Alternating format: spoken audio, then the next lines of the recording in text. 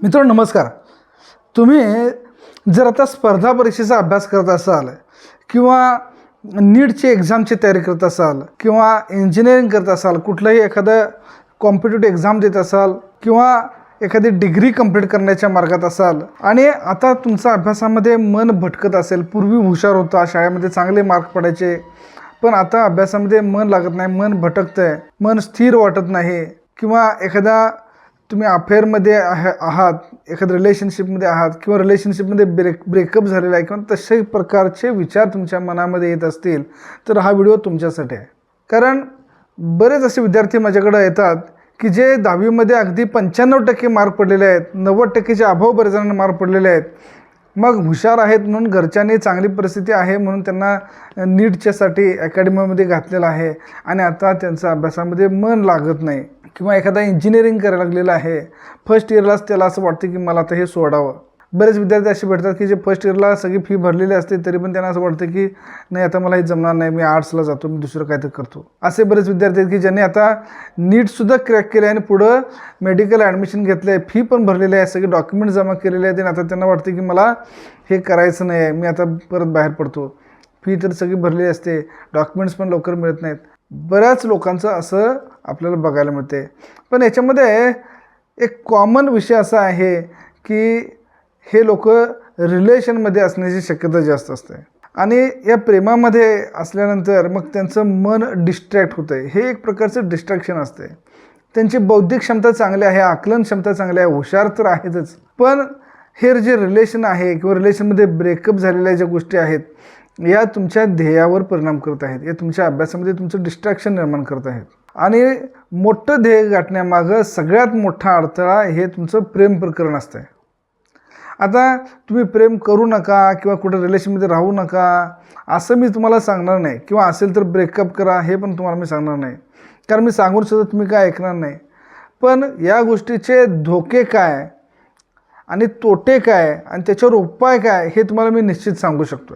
खरं तर ज्याचं ध्येय मोठं आहे, मोठं विजन घेऊन जे लोक प्रयत्न करत आहेत, स्पर्धा परीक्षा असेल किंवा काय असेल, तर अशा लोकांनी या छोट्या गोष्टीकडं माझ्या मते तर अजिबात लक्ष देऊ नये. या गोष्टी तुम्हाला आयुष्यात पुढे करायच्याच आहेत, तुम्हाला या सगळ्या गोष्टी मिळणारच आहेत आणि मोठं ध्येय गाठल्यानंतर तुम्हाला भरपूर मिळणार आहेत, भरपूर चान्सेस तुम्हाला या गोष्टीचे मिळणार आहेत. याच्या उलट आता तुमचं मन डिस्ट्रॅक्ट झालं आणि तुमचा पार्टनर सक्सेसफुल झाला त्याच्या लाईफमध्ये, तुम्ही नीटला पास होऊ शकला नाही पण तुमचा पार्टनर पास झाला तर पुढे जाऊन हे तुमचं रिलेशन कंटिन्यू राहणार नाही, याचं मॅरेजमध्ये रूपांतर होऊ शकणार नाही.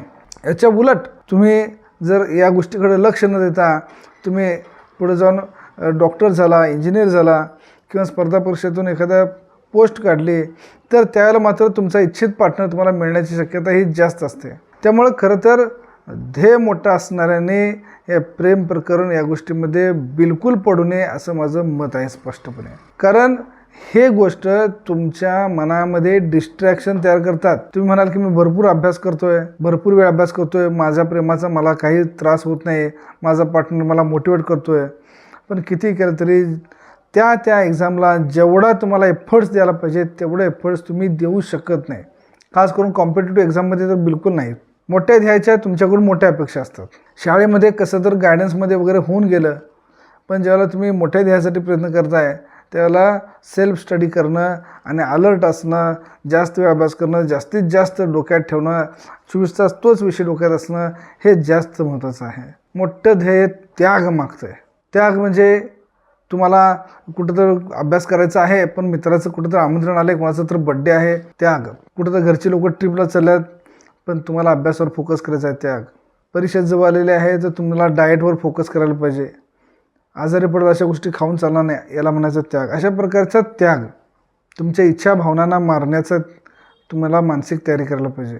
तुमचं मन विचलित होईल अशा गोष्टी तुम्हाला टाळल्या पाहिजेत, तरच तुम्ही मोठं ध्येय अचीव करण्यासाठी पात्र आहात असं समजा. नुसतं 10वीला चांगले मार्क पडलेत आणि घरची परिस्थिती चांगली आहे, घरचे लोक फी भरू शकतात म्हणून तुम्ही चांगल्या कोर्सला ॲडमिशन घ्यावं ही काही योग्यता नाही. जर तुम्हाला मनावर कंट्रोल करता येत असेल, मन विचलित होणं टाळता येत असेल, आईवडिलांनी भरलेल्या पैशांची काहीतरी व्हॅल्यू तुम्हाला जाणवत असेल तरच तुम्ही या फील्डमध्ये उतरा.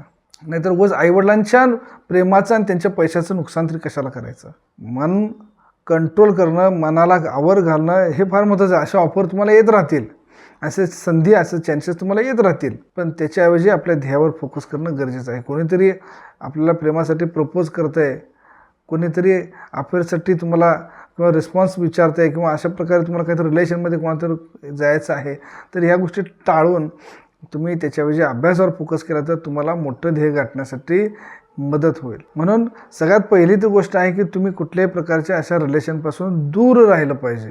ज्या ग्रुपमध्ये अशा प्रकारचे रिलेशन आहे, शक्यतो अशा ग्रुपपासून पण तुम्ही दूर राहा, कारण ते इतरांचं ते हाऊस मौज आणि ते त्यांचं जे बघितलं वातावरण, तर आपल्याला पण तसं इच्छा होण्याची शक्यता असते. त्यामुळे शक्यतो अशा ग्रुपपासून पण दूर राहणं हे गरजेचं आहे. मित्रहो, आत्ताचे हे 4-5 वर्ष जर तुम्ही स्वतःच्या मनावर कंट्रोल केला, स्वतःला कष्ट करण्याची, भरपूर अभ्यास करण्याची जिद्द मनामध्ये निर्माण केला आणि भरपूर कष्ट केलं, भरपूर मेहनत केली, तर हे 4-5 वर्ष जेवढं मेहनत कराल तितकंच पुढचे 40-50 वर्ष तुम्हाला सुखात जातील, आनंदात जातील. पण हेच जर अतिशय महत्त्वाचे जे तरुणपणाचे जे वर्ष आहेत, हे जर तुम्ही चैनीमध्ये, आराममध्ये जर वाया घालवले तर पुढच्या आयुष्यामध्ये संघर्ष तुम्हाला अटळ आहे. हे 4 वर्ष इज इक्वल टू पुढचे 40 वर्ष. मग आता तुम्ही कष्ट केलं तर पुढे तुम्हाला आनंद आहे, सुख आहे. पण आता जर चैनी एन्जॉय करत बसला तर पुढे संघर्ष लाईफमध्ये तुम्हाला होण्याची शक्यता आहे. म्हणून मनावर कंट्रोल घाला. ब्रेकअप आणि रिलेशन ह्या गोष्टीपासून दूर राहा. मी अशा बऱ्याच केसेस बघितलेल्या आहेत की मुलांनी स्वतःच्या आयुष्याचं नुकसान करून घेतलेलं आहे. म्हणजे 95% मला मार्क म्हणलो. एका मुलाचं आत्ता नुकतंच मी बघितलं की 95% 10वीला मार्क आहेत. कायम पहिलीपासून नंबर 1 आलेला मुलगा, आता तो परीक्षेमध्ये नीटला त्याला चांगलं मार्क पडत नाही, 250 मार्क पडायला लागलेले आहेत. आणि मग ती मुलगीनं मात्र त्यांच्यात ब्रेकअप झालं, मग मुलगी मात्र पुढं करत गेली, तिला चांगलं मार्क पडत आहेत, याला पडत नाहीत. बरेच वेळा असं होतं की एक कोणतं पार्टनर पुढे जातो आहे, एक कोणतं राहतं आहे, त्यांचं प्रेम हे कंटिन्यू राहत नाही आणि त्याच्यातून मग तुमची हुशार असून मग आयुष्याचं नुकसान होतं आहे. आईवडिलांच्या पैशाचं नुकसान, आईवडिलांच्या प्रेमाचा गैरफायदा तुम्ही घेत आहात असं त्याचा अर्थ होतो आहे. जे लोक ऑलरेडी आता रिलेशनमध्ये आहेत त्यांना मी काय ब्रेक करा म्हणणार नाही, पण तुम्ही पॉज तर घेऊ शकताय. तुमचं तुम्ही आता लाईफ पार्टनर जर ठरवलं असेल तर ठीक आहे, पण तुम्ही आता सध्या अभ्यासावर फोकस करून प्रेमाला, तुमच्या रिलेशनला पॉज घ्यायचा आहे. ब्रेक करा असं म्हणत मी, पॉज घ्या, तुमच्या ध्येयावर फोकस करा. तुमची अचिव्हमेंट झाल्यानंतर तुम्हाला पाहिजे तो जोडीदार तुम्हाला मिळू शकतो. पण आता तुम्हाला रिलेशनला पॉज घेऊन हे एक प्रकारे हा त्यागच आहे आणि मग अभ्यासावर तुम्हाला फोकस करायला पाहिजे. अभ्यासावर जर मन स्थिर होत नसेल, एकाग्रता होत नसेल, अभ्यास लक्षात राहत नाही, तर त्या इतर ज्या समस्या आहेत अभ्यासासंदर्भातल्या त्याच्यावर भरपूर उपाय आहेत. पण तुम्ही रिलेशनमध्ये असाल तर तुमचे मन डिस्ट्रॅक्ट हे होणारच आणि तुम्हाला त्याचा त्रास होणारच. तुमच्या ध्येयापासून बऱ्याच जणांचं ध्येय भटकतंय. मग गुणवत्ता असून काय उपयोग, बुद्धिमत्ता असून काय उपयोग, जर तुम्ही तुमच्या गुणवत्तेचा फायदा उठवू शकला नाही तर. जर आत्ता तुमच्या रिलेशनमध्ये असाल तर त्या रिलेशनला पॉज घ्या, रिलेशनमध्ये नसाल तर या फंदात पडू नका आणि पॉज घ्या आणि अभ्यासावर फोकस करा, ध्येयावर फोकस करा, यश मिळवा. यश अचीव केल्यानंतर तुम्हाला हा पण पार्टनर निश्चित मिळेलच किंवा तुम्हाला जर दुसरं कुठेही चांगला पार्टनर तुमचं मन चेंज झालं तरी तुम्हाला मिळू शकेल. ध्येयावर फोकस करा, रिलेशनला पॉज घ्या आणि या फंदात शक्यतो पडूच नका. हा माझं तर वैयक्तिक मत आहे.